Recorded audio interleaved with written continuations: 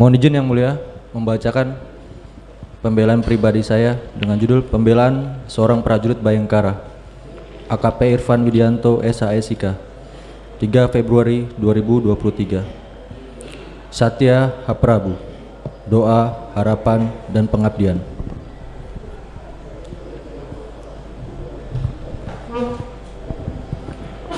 Bismillahirrahmanirrahim. Assalamualaikum warahmatullahi wabarakatuh. Majelis Hakim yang saya muliakan, saudara penuntut umum, tim penasihat hukum, para pengunjung sidang yang saya hormati. Alhamdulillah, segala ucapan puji dan syukur saya panjatkan kepada Allah Subhanahu wa Ta'ala, Tuhan yang Maha Kuasa. Karena hanya berkat anugerahnya lah saya masih sanggup menjalani seluruh proses persidangan sampai saat ini. Sebuah proses yang teramat panjang dan sangat melelahkan. Karena sebelumnya sama sekali tidak pernah terpikirkan oleh saya bahwa saya akan mengalami hal-hal seperti ini.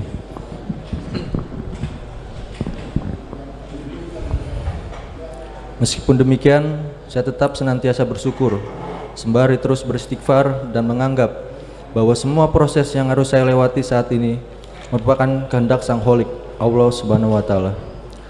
Karena saya yakin bahwa Allah Subhanahu wa Ta'ala tidak akan menguji seseorang di luar kemampuannya. Saya menganggap ini adalah bagian dari perjalanan hidup saya yang telah direncanakan oleh Allah Subhanahu wa Ta'ala untuk kebaikan hidup saya. Amin ya Rabbal Alamin. Majelis Hakim yang saya muliakan, sebagai pembuka dari pembelaan saya ini, saya ingin menyampaikan terima kasih saya yang sebesar-besarnya kepada Yang Mulia Majelis Hakim, karena sepanjang pemeriksaan ini telah menjunjung tinggi prinsip persidangan yang adil, sehingga semua pihak yang terlibat dalam persidangan ini benar-benar mendapat ruang dan kesempatan yang cukup untuk menggali fakta-fakta demi ditemukannya kebenaran. Kebijaksanaan Yang Mulia Majelis Hakim adalah hal terakhir yang kami harapkan demi tegaknya kebenaran dan keadilan dalam perkara ini. Semoga Allah Subhanahu wa Ta'ala menjauhkan kita semua dari kesalahan dan kekeliruan. Bagi tim penasihat hukum saya sampaikan rasa terima kasih dan rasa hormat yang besar. Sebagai pembela, kalian telah menguatkan saya dan menambah semangat saya dan keyakinan saya bahwa keadilan dan kebenaran pasti akan ditegakkan dalam perkara ini. Semoga Allah Subhanahu wa Ta'ala membalas semua kebaikan kalian.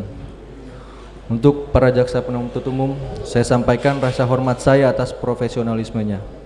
Walaupun apa yang dituntutkan kepada saya tidak mencerminkan keadilan itu tertegakkan. Akan tetapi, saya sangat memahami hal tersebut sebagai bentuk profesionalisme jaksa penuntut umum dalam persidangan ini. Selebihnya, saya berharap atas kebijaksanaan Yang Mulia Majelis Hakim, semoga Allah Subhanahu wa Ta'ala selalu melimpahkan rahmat dan kasih sayangnya kepada kita semua. Majelis Hakim yang saya muliakan, Satya Haprabu, kalimat yang sering kami ucapkan selaku anggota Polri, kalimat yang memiliki makna setia kepada negara dan pimpinannya, berasal dari doktrin yang diberikan kepada pasukan Mahapati Gajah Mada pada zaman Kerajaan Majapahit. Satya Haprabu selalu disampaikan Pati Gajah Mada kepada pasukan yang diberi nama Bayangkara, bertugas dalam menjaga keamanan raja dan kerajaan serta masyarakat Majapahit. Tujuannya agar mereka tidak berbuat sesuatu yang mengancam kejayaan pemerintahan Kerajaan Majapahit. Nama Bayangkara lah yang saat ini melekat kepada kami selaku anggota Polri. Selain itu, salah satu yang masih mengakar kuat dalam pribadi setiap anggota Polri sampai saat ini adalah doktrin Satya Haprabu. Sempat menjadi pedoman karya atau pedoman kerja anggota Polri yang tercantum dalam catur prasetya. Sebagai seorang prajurit Bayangkara, Satya Haprabu adalah pedoman hidup yang telah diajarkan kepada saya, baik secara langsung maupun tidak langsung, sejak pendidikan hingga saat ini. Yang saya ketahui tujuannya hanya satu, yakni agar anggota Polri dalam bertugas selalu taat dan patuh kepada pimpinannya dalam menjaga keamanan dan ketertiban negara kesatuan Republik Indonesia yang kita cintai ini.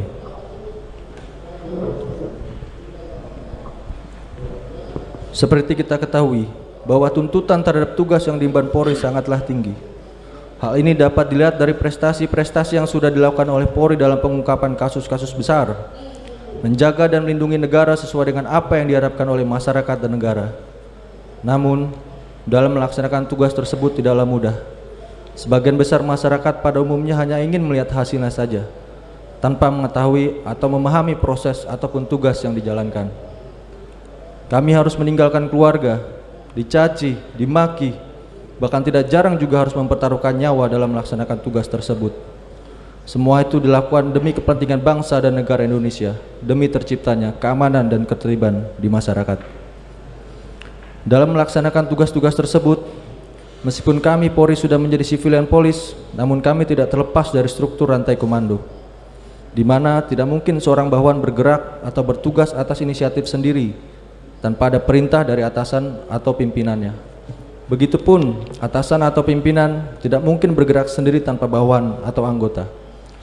Karena institusi Polri ini begitu besar dan tersebar di seluruh Indonesia serta memiliki kewenangan yang cukup besar, maka doktrin Satya Prabu selalu ditanamkan kepada kami untuk membuat keteraturan dan keberhasilan dalam pelaksanaan tugas menjaga keamanan dan ketertiban negara Republik Indonesia. Bahkan kami memiliki prinsip berhasil tidak dipuji, gagal dicaci maki. Majelis Hakim yang saya muliakan, sejak awal berjalannya kasus ini, saya sangat terpukul, terzolimi, dan merasa bahwa apa yang terjadi ini tidaklah adil untuk saya dan keluarga saya. Saya hanyalah seorang prajurit Bayangkara yang menjalankan perintah yang dianggap benar, karena berasal dari pejabat Polri yang memiliki kewenangan yang sedang melaksanakan tugasnya, yakni Biro Paminal di Propam Mabes Polri. Sedikit saya jelaskan, di Propam Polri berdasarkan Peraturan Presiden Nomor 52 Tahun 2010 dan Perkap Nomor 21 Tahun 2010 tentang struktur organisasi dan tata kerja Polri, bertugas membina dan menyelenggarakan fungsi pertanggungjawaban profesi dan pengamanan internal, termasuk penegakan disiplin atau ketertiban di lingkungan Polri, serta pelayanan pengaduan masyarakat tentang adanya penyimpangan tindakan anggota Polri atau PNS Polri. Berikut saya sampaikan juga data pelanggaran yang dilakukan oleh anggota Polri kurun waktu 2018 sampai dengan tahun 2021 yang berhasil dilakukan penindakan oleh Divpropam Polri dan jajarannya di seluruh Indonesia. Pelanggaran disiplin tahun 2018 2.471 kasus, tahun 2019 2.503 kasus, tahun 2020 2.081 kasus, tahun 2021 536 kasus. Pelanggaran kode etik profesi Polri tahun 2018 1.203 kasus, tahun 2019 1.021 kasus, tahun 2020 2.081 kasus, tahun 2021 279 kasus. Pelanggaran pidana yang dilakukan oleh anggota Polri tahun 2018 1.036 kasus, tahun 2019 627 kasus, tahun 2020 1024 kasus, tahun 2021 147 kasus. Dari data di atas, seharusnya kita patut mengapresiasi kinerja yang dilakukan oleh Divpropam Polri. Semua ini dilakukan dalam rangka menjaga integritas dan nama baik Polri di mata masyarakat. Hal tersebut tercermin pada data dua lembaga survei nasional, yaitu Carta Politika Indonesia dan Populi Center, yang merilis hasil survei kinerja lembaga hukum paling baik menurut masyarakat di akhir tahun 2021. Keduanya menempatkan Polri pada posisi teratas di antara lembaga hukum lainnya. Hal tersebut tidak terlepas dari kinerja yang dilakukan oleh Divpropam Polri dalam melakukan penertiban kepada anggota Polri di Indonesia. Oleh sebab itu, Divpropam adalah divisi yang sangat keras dan tegas dalam mengawasi dan menindak kami. Dari paparan data di atas menegaskan bahwa Divpropam Polri memiliki kewenangan dalam melakukan penegakan disiplin maupun kode etik kepada anggota Polri yang melakukan kesalahan atau pelanggaran. Sehingga bila dikaitkan dengan kewenangan tugasnya, maka apa yang dilakukan oleh Divpropam Polri artinya tidak boleh salah, karena mereka sebagai garda terakhir penjaga Polri yang kami cintai dan kami banggakan.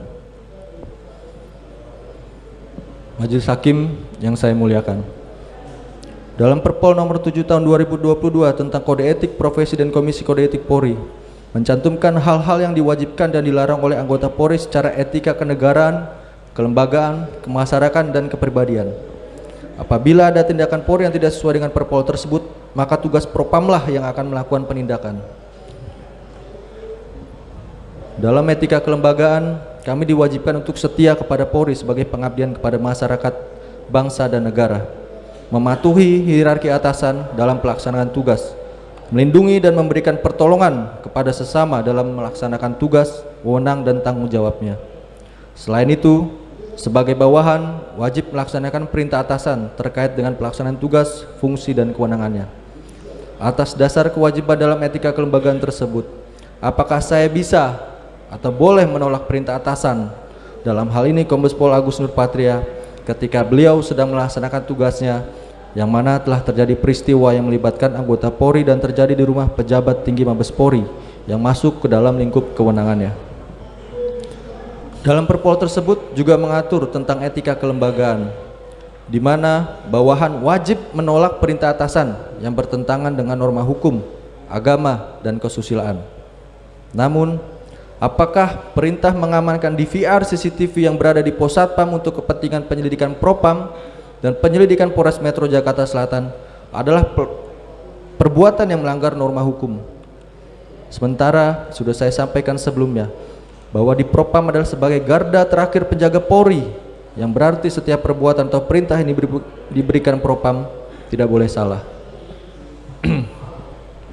Sehingga menurut pengertian saya saat itu, apa yang diperintahkan pada saya adalah benar, bahwa Kombes Agus sedang melaksanakan tugasnya selaku Kadin Apaminal, dan tugas yang diberikan kepada saya adalah masuk dalam lingkup kewenangannya. Oleh karenanya, saya tidak mungkin bisa atau berani menolak perintahnya, karena saya pasti akan menjadi terperiksa oleh Biro Paminal, yang mana komandannya adalah Kombes Agus, karena masuk ke dalam aturan Perpol 7 tahun 2002, yang mana bawahan wajib melaksanakan perintah atasan. Apakah yang saya lakukan salah? Menjalankan perintah untuk mendatangi TKP kemudian membantu tugas divisi Propam yang saat itu sedang melakukan tugas. Saya yakinkan salah bila perintah tersebut datang dari atasan atau komandan dari divisi lain yang tidak memiliki kewenangan, misal lalu lintas, Samapta, atau Intel, atau yang lainnya, karena bukan kewenangan mereka memberikan perintah. Secara etika kepolisian, saya menyerahkan hal ini kepada internal Polri. Namun secara pidana, hati saya menjerit namun tak berdaya untuk memberontak. Apakah sebagai seorang prajurit Bayangkara harus saya menanggung beban sedemikian besarnya karena menjalankan perintah atasan? Pemberitaan media yang masif yang tidak berimbang, caci maki yang diterima oleh saya dan keluarga, terpisahnya saya dengan keluarga, hingga ancaman pidana menanti saya. Sejarah membuktikan, sejak awal Polri berdiri hingga saat ini, baru kali ini peristiwa yang seperti ini terjadi melibatkan petinggi Polri.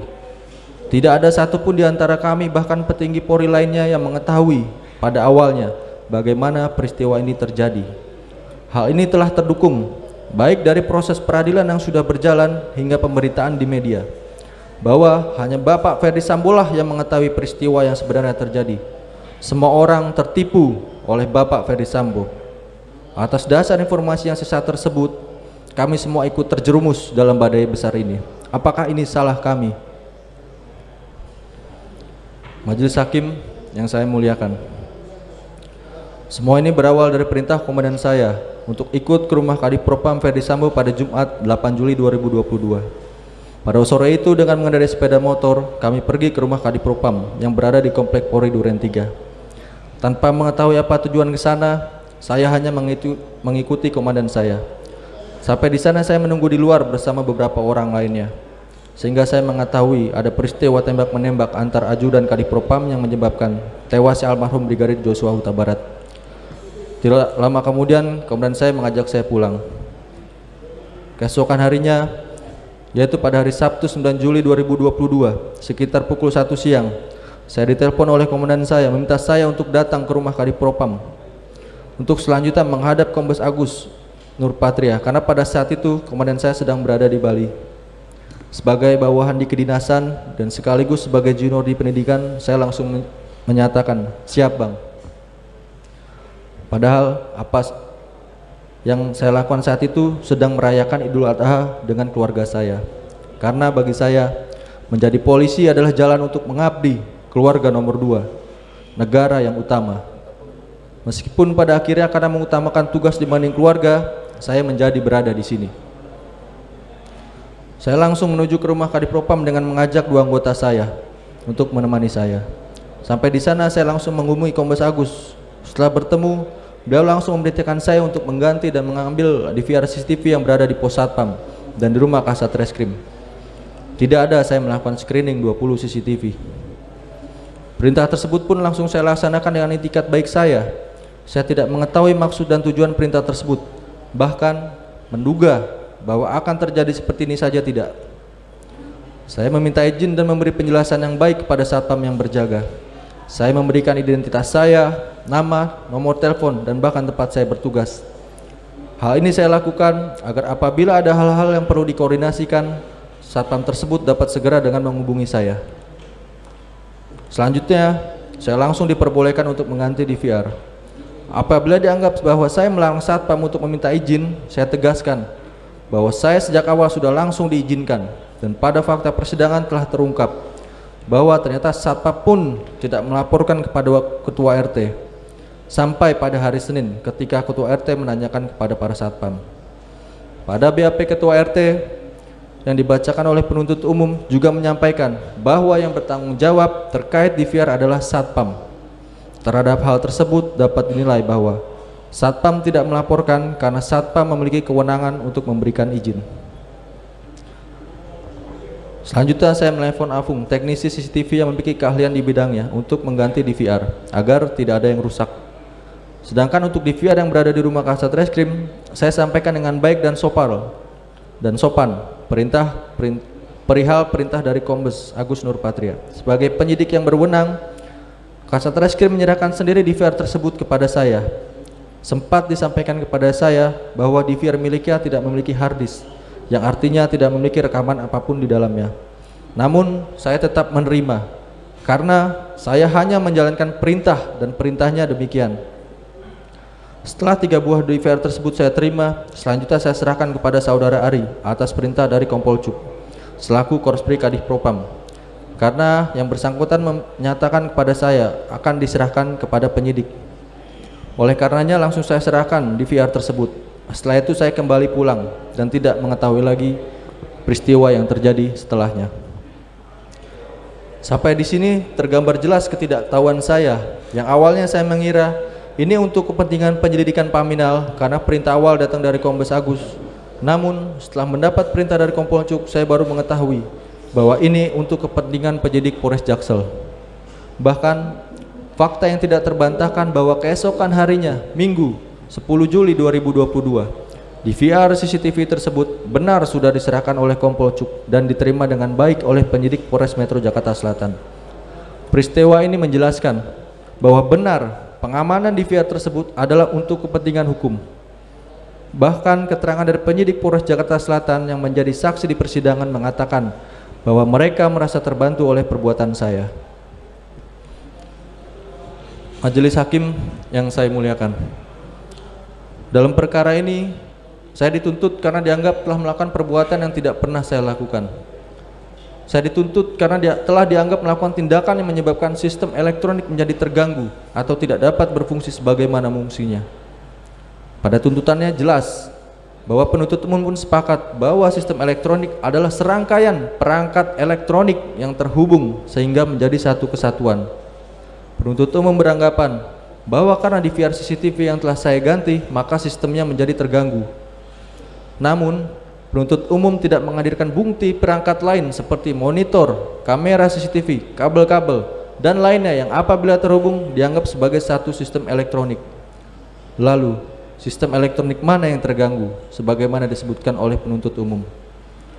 Sementara untuk menghindari terganggunya sistem elektronik CCTV di pos Satpam, DVR tersebut diganti dengan yang baru, dan untuk menghindari kerusakan pada DVR sehingga harus dilakukan oleh ahlinya, yakni teknisi CCTV, agar tidak terganggu dan DVR tidak rusak. DVR-nya dapat tetap diperiksa untuk dijadikan barang bukti. Fungsi CCTV-nya tetap berjalan sebagaimana mestinya, tetap merekam dan menyimpan data sebagaimana sebelum diganti. Pada persidangan penuntut umum juga tidak menghadirkan saksi manapun yang dapat menyatakan bahwa DVR CCTV yang telah diganti sistemnya telah terganggu atau rusak. Bahkan kedua ahli digital forensik yang dihadirkan penuntut umum hanya memeriksa DVR saja dan tidak melakukan pemeriksaan kepada sistem elektronik CCTV di pos Satpam. Penuntut umum juga tidak menghadirkan saksi ahli pidana dan ahli IT dalam persidangan saya, yaitu Profesor Dr. Mompang Panggabean dan Dr. Dwi Seno Wijanarko yang ada dalam berkas perkara saya. Keterangan saksi ahli tersebut yang pada intinya menyatakan bahwa terhadap perbuatan saya tidak dapat dimintakan pertanggungjawaban pidana. Kemudian ditegaskan lagi oleh ahli ITE yang saya hadirkan, Profesor Dr. Henry Subiakto, yang juga ikut merancang undang-undang ITE, bahwa apa yang saya lakukan bukanlah masuk ke dalam delik yang diatur dilarang dalam undang-undang ITE. Sebagaimana kita ketahui bersama bahwa dalam pembuktian perkara delik khusus dalam hal ini terkait dengan ITE, maka diperlukan saksi ahli yang bisa menjelaskan dengan terang benderang bagaimana penerapan undang-undang ITE itu tersebut. Selanjutnya, saya dianggap melakukan pergantian DVR CCTV dengan mengesampingkan SOP dengan tidak melakukan penyitaan, padahal penyitaan itu adalah kewenangan penyidik. Sedangkan perintah yang saya laksanakan dalam rangka membantu tugas Biro Paminal di Propam Polri yang sedang melaksanakan tugasnya. Karena sampai di penyidik, oleh karenanya penuntut umum mengaitkan dengan penyitaan. Namun, apabila saya dianggap demikian, pada fakta persidangan saya melihat bahwa penyidik yang memeriksa saya dan jaksa penuntut umum pun saya anggap melakukan hal yang sama, yaitu mengesampingkan SOP dalam hal penyitaan.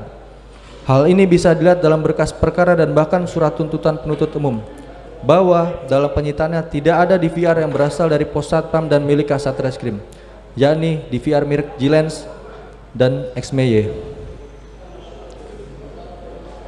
Penuntut umum selalu menghindar saat ditanya terkait surat penyitaan di dalam persidangan dengan alasan ada dalam berkas perkara yang lain pada terdakwa Bapak Ferdi Sambo. Namun, akhirnya penuntut umum berpendapat bahwa ada salah nomenklatur dalam penulisan penyitaan.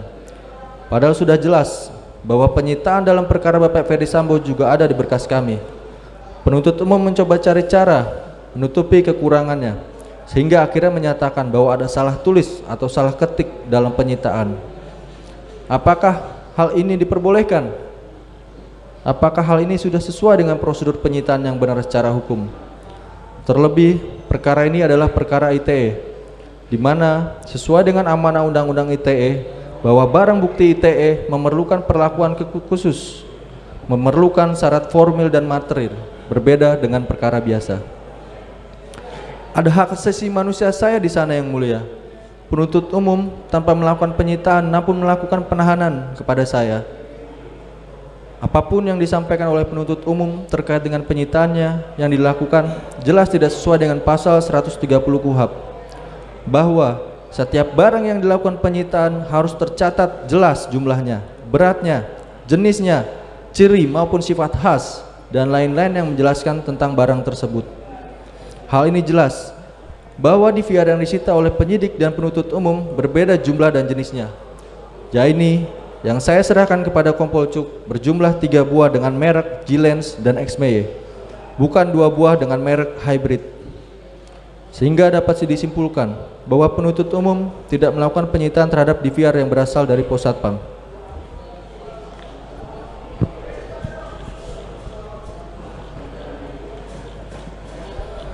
Saya paham dan mengerti yang mulia bahwa perkara ini menarik perhatian masyarakat, sehingga apa yang dilakukan oleh penuntut umum harus menutupi kekurangannya. Saya berharap yang mulia juga dapat bijak menyikapi apa yang saya perbuat pada saat itu, bahwa apa yang saya lakukan baru hari pertama setelah kejadian. Semua melaksanakan fungsi dan tugasnya sesuai SOP masing-masing. Secara psikologis dan situasi di mana peristiwa terjadi di rumah pejabat utama Mabes Polri dan perintah yang saya dapat berasal dari divisi pengawas kami. Oleh karenanya, saya benar-benar tidak dapat menolak perintah tersebut. Hal ini pun saya yakin dan pasti disadari oleh kita bersama. Siapapun bila mengetahui ada kejadian di rumah pejabat tingginya masing-masing, bila mendapat perintah tidak mungkin akan bisa menolak. Selain daripada itu, sebelum laporan polisi terkait perkara ini terbit, saya sudah menyampaikan dan menjelaskan yang sebenarnya kepada pimpinan Polri.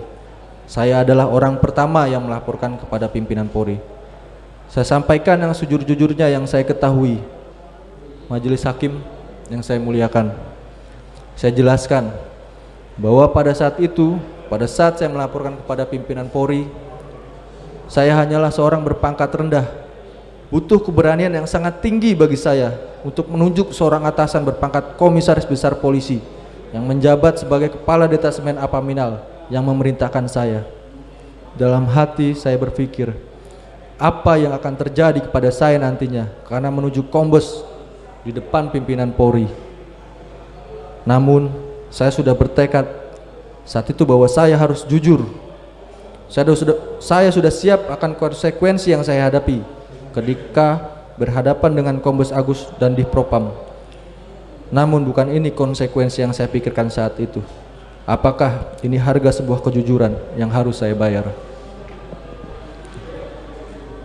Namun seberat apapun beban dan perasaan saya maupun keluarga saya saat ini, saya tetap berkeyakinan bahwa keadilan pasti akan saya terima di dalam persidangan ini melalui majelis hakim yang saya muliakan.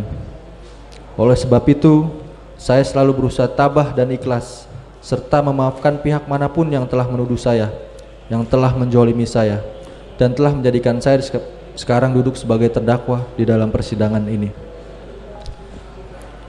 Majelis hakim yang saya muliakan, saudara penuntut umum yang saya hormati, dalam pembelaan ini saya tidak mengurai setiap unsur pasal yang didakwakan kepada saya, karena itu keahlian dari tim penasihat hukum saya. Dalam pembelaan ini saya ingin menyampaikan dengan tegas bahwa saya tidak memiliki niat, kemauan, atau pengetahuan untuk melakukan semua perbuatan yang didakwakan kepada saya. Apa yang saya lakukan semata-mata melaksanakan apa yang diperintahkan oleh atasan saya, baik langsung maupun tidak langsung, yang merupakan perintah yang benar untuk dilaksanakan dengan tujuan untuk membantu penyidik Polres Metro Jakarta Selatan dalam menangani perkara tembak-menembak antara Aju dan Kadifpropam yang menyebabkan tewasnya almarhum Brigadir Joshua Huta Barat. Menjadi pertanyaan besar untuk saya bahwa DVR sudah berada di tangan penyidik, kemudian diambil kembali atas perintah Bapak Ferdy Sambo, yang kemudian diserahkan oleh penyidik. Siapakah yang salah di sini? Apakah tidak cukup dengan fakta yang seperti itu saya harus menerima ancaman hukuman PTDH atau pemecatan dari Polri, sehingga harus ditambah lagi dengan ancaman hukuman pidana? Apakah ini adil untuk saya? Apakah ini seimbang dengan perbuatan saya? Saya hanya prajurit Bayangkara yang mulia, yang hanya menjalankan perintah atasan sebagaimana doktrin Satya H. Prabu, senioritas dan kewenangan propam yang mengikat. Sebagai majelis hakim yang saya muliakan,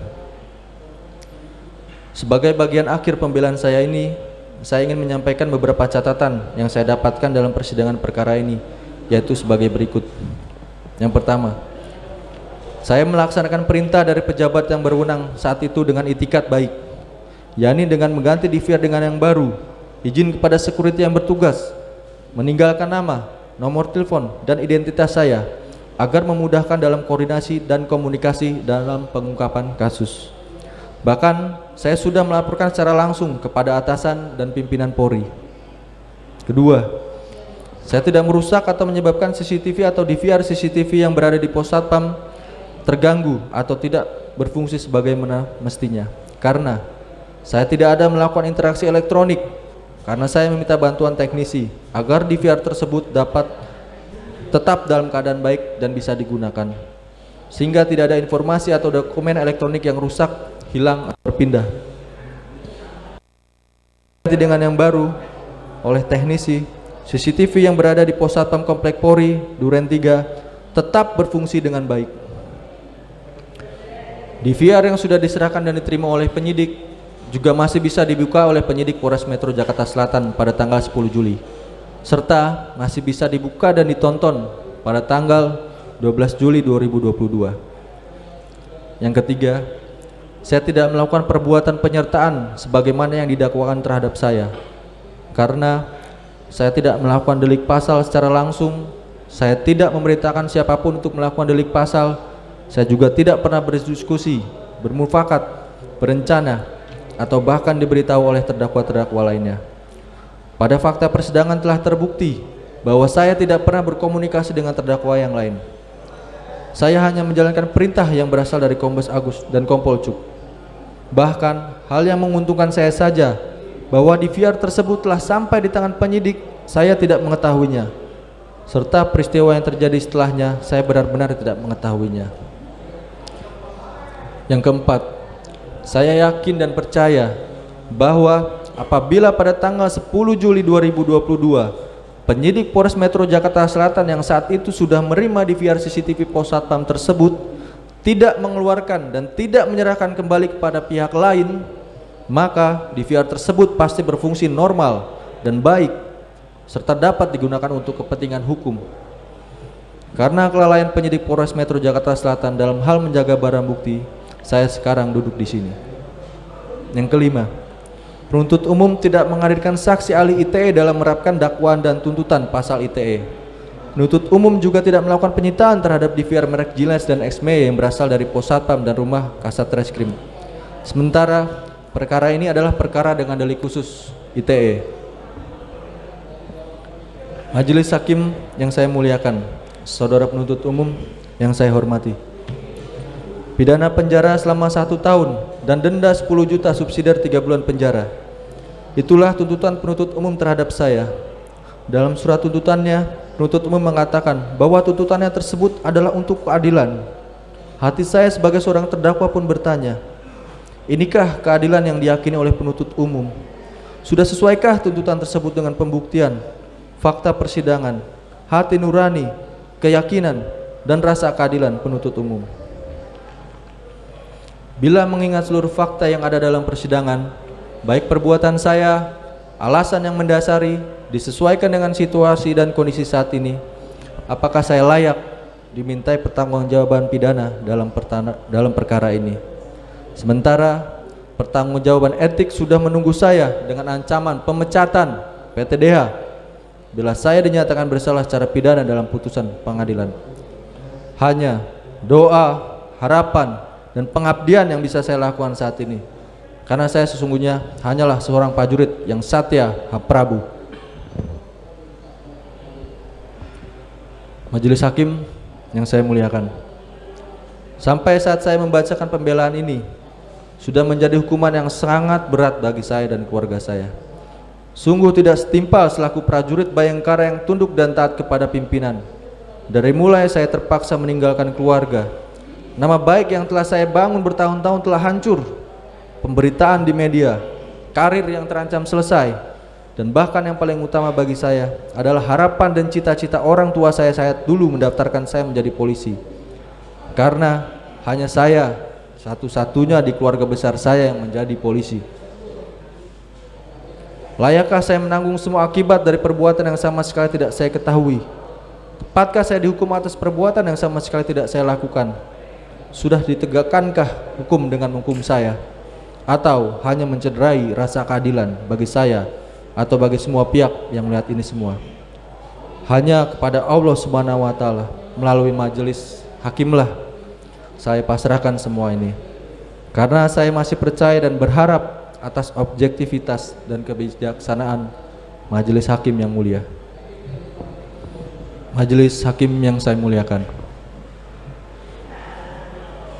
saya hanyalah anak seorang buruh pabrik yang bermimpi pun tidak berani untuk menjadi polisi.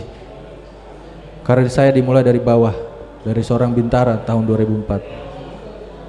Saya pernah mendapat prestasi KPLB, kenaikan pangkat luar biasa atas kinerja saya, atas usaha saya yang terus menerus untuk bekerja dengan baik, serta doa dan harapan kedua orang tua saya yang tulus dan tanpa henti, telah membawa saya sampai menjadi seorang perwira polisi, seorang alumni Akademi Kepolisian yang lulus dengan predikat lulusan terbaik. Saya selalu menjunjung tinggi ajaran orang tua saya bahwa kejujuran adalah yang utama, karena kalau hanya kebodohan pasti bisa diperbaiki. Kesuksesan bisa digapai dengan usaha keras, namun kebohongan adalah sumber petaka.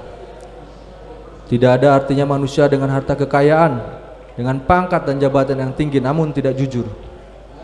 Dengan demikian, saya selalu menjalankan tugas dengan sangat hati-hati demi menjaga nama baik institusi tempat saya mengabdi. Tidak ada salahnya di dalam nota pembelaan pribadi ini saya kutip beberapa ayat suci Al-Quran yang merupakan doa dan harapan saya dalam menjalani semua ini.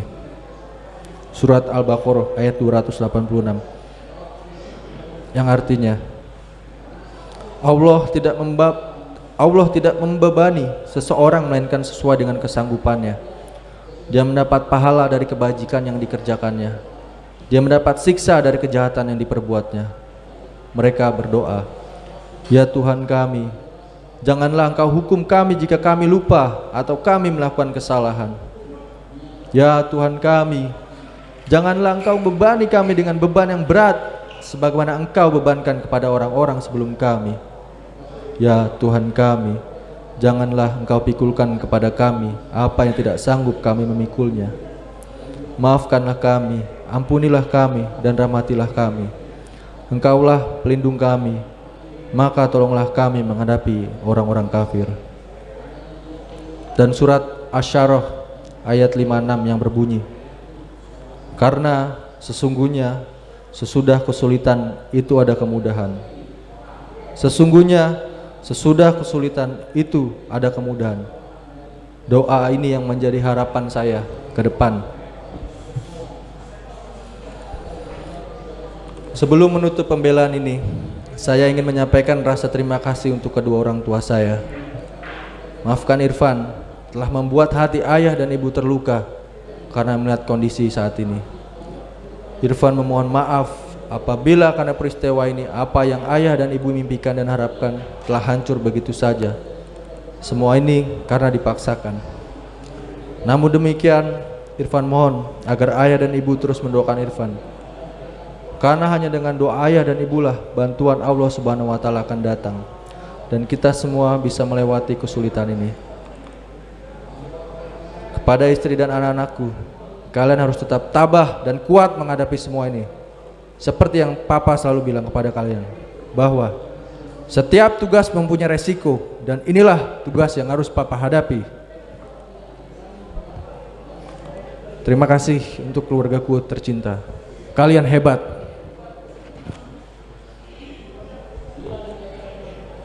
Tidak lupa saya sampaikan rasa terima kasih saya yang setinggi-tingginya kepada institusi Polri yang sangat saya cintai, hormati, dan banggakan. Karena berkat Polri, saya bisa mencapai titik sebelum ini. Saya mohon maaf yang sebesar-besarnya apabila ada perbuatan saya yang mencoreng nama baik dan nama besar Polri. Saya tegaskan sekali lagi bahwa hidup dan mati saya demi merah putih, demi kepolisian negara Republik Indonesia.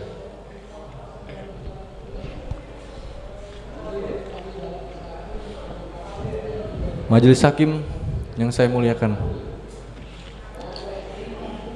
tak ada yang sanggup menebak rencana Allah Subhanahu wa taala. Satu hal yang saya percaya, Allah Subhanahu wa taala pasti memberikan yang terbaik dalam hidup saya. Hanya kepada Allah Subhanahu wa taala saya berserah dan memohon keadilan. Saya mohon dari lubuk hati yang paling dalam atas kebijaksanaan dan kearifan Majelis Hakim yang saya muliakan, bahwa keputusan Majelis Hakim yang terhormat akan menjadi tolak ukur bagi Komisi Kode Etik Profesi Polri terkait apakah saya masih pantas mengabdi untuk negara dengan tetap menjadi seorang prajurit Bayangkara. Dengan mendasari kepada perbuatan saya, alasan, situasi, dan kondisi serta sidang kode etik profesi yang akan saya hadapi setelah mendapatkan putusan dari Majelis Hakim yang terhormat, mohon agar Majelis Hakim yang saya muliakan dapat menyatakan saya tidak bersalah dan dapat membebaskan saya dari semua dakwaan yang didakwakan kepada saya, agar saya dapat dengan segera kembali bertugas untuk mengabdi kepada Ibu Pertiwi, kepada bangsa dan negara sebagaimana yang sudah saya jalani sejak 18 tahun yang lalu. Satya Ha Prabu. Sampai mati saya akan tetap setia kepada negara dan pimpinan. Demikian pembelaan ini saya sampaikan. Atas kebijaksanaan dan kearifan majelis hakim yang mulia, saya ucapkan terima kasih yang sebesar-besarnya. Assalamualaikum warahmatullahi wabarakatuh. Jakarta, 3 Februari 2023. Hormat saya, AKP Irfan Widianto.